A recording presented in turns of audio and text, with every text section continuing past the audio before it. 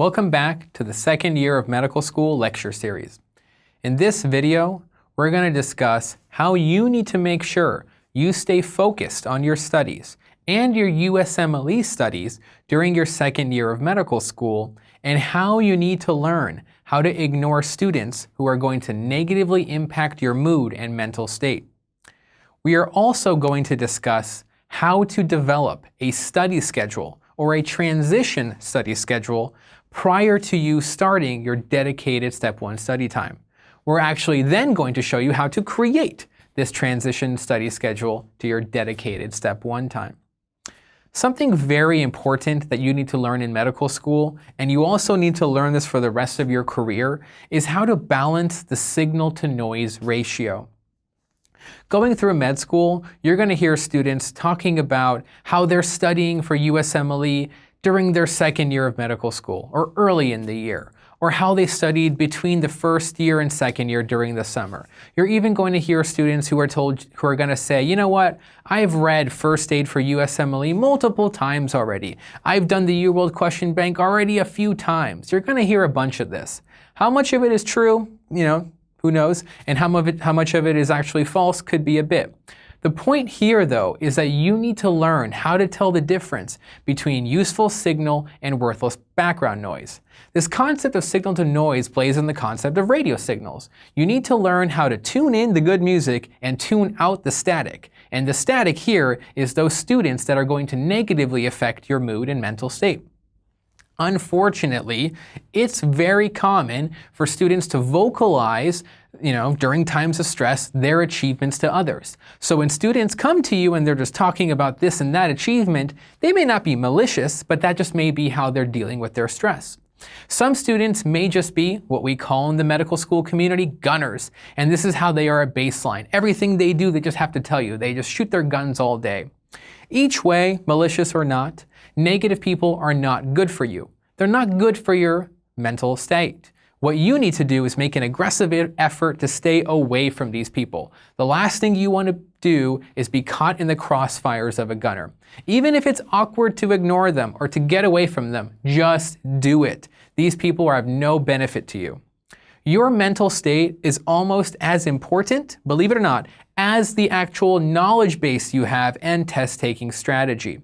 If you're anxious, if you feel behind, if you are not in the right state of mind, you are not going to study effectively. Now imagine going into test day in the wrong state of mind. You're obviously not going to perform well. One way to cope with this stress is to continue talking with your friends in school who are not negative. Keep in contact with family and friends outside of med school. Keep exercising. You have to surround yourself with positive and build yourself.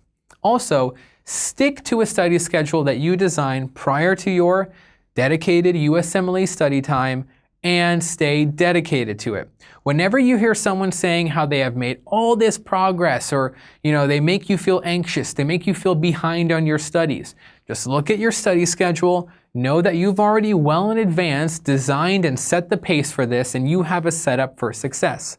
Everyone has their own schedule. You stick to yours and you will be fine. Don't let anyone rock your mental state. Always live by your study schedule and no one can shake you. Developing a transition study schedule is very important. You likely have a study schedule and system that you follow day to day in medical school. However, you're going to have to make a special study schedule as you transition from the end of your second year of medical school to a full dedicated USMLE study time. In the previous lecture, we discussed how to set up a dedicated USMLE study schedule. That was based on QBank and how many days you had available. Now we're going to talk about how to set up that transition schedule. And recall again, the transition schedule is from the second year to the fully dedicated step time. So during your second year of medical school, you will be playing with various resources that you like and you believe are high yield material. All right, so you're kind of going through second year, playing with high yield material, picking the ones you like, throwing it away, the ones you don't, and you're going to be rereading these materials as you study for the USMLE exam. The point here is that you make sure you explore various resources that we talked about in the previous lecture, and also get recommendations from upperclassmen at your school. The time during your second year is the best time to experiment with various resources so that when you come down to your finalized dedicated Step 1 study time, you already narrowed the list of what resources you like, and once you know the resources, you can just plug them right into your schedule. We talked about this in the last video. So as the second year of medical school comes to an end, you will have what are called shelf or final exams for your second year courses. Now, for your second year, these will, at core, include pharmacology, pathology, micro, and you can have others as well. Now, feel good though. As you're studying for your final exams in these courses, it's in your best interest to review high-yield bore-relevant material simultaneously while studying for these final exam courses. This means you can read the relevant section of First Aid for USMLE Step 1, watch or re-watch lectural videos on that topic, or read any other high-yield book you have while you're simultaneously studying for your final or shelf exams during the second year.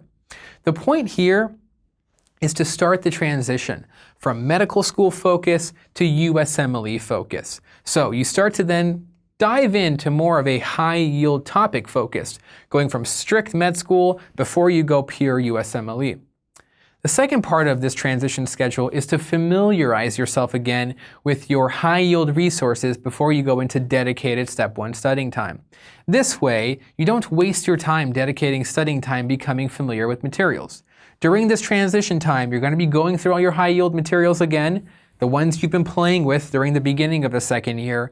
You can make sure you finalize them and use them as during your final Step 1 study time. So let's summarize what we've talked about. First thing you need to do is learn how to ignore the noise and listen to the signal during your second year of medical school. Stick to your study schedule and remind yourself you already have pre-planned a design schedule that has set you up for success. Don't let other people's negativity or annoying comments change you or rock your boat. Finalize your high-yield resources during your second year of medical school, and that you will reference these, read them, or reread them during your dedicated Step 1 time. Create and stick with your transition study schedule as you transition from the second year of medical school to dedicated Step 1 time. It's the best time to transition away from medical school focus into the high-yield world and then to go on to USMLE. Thank you.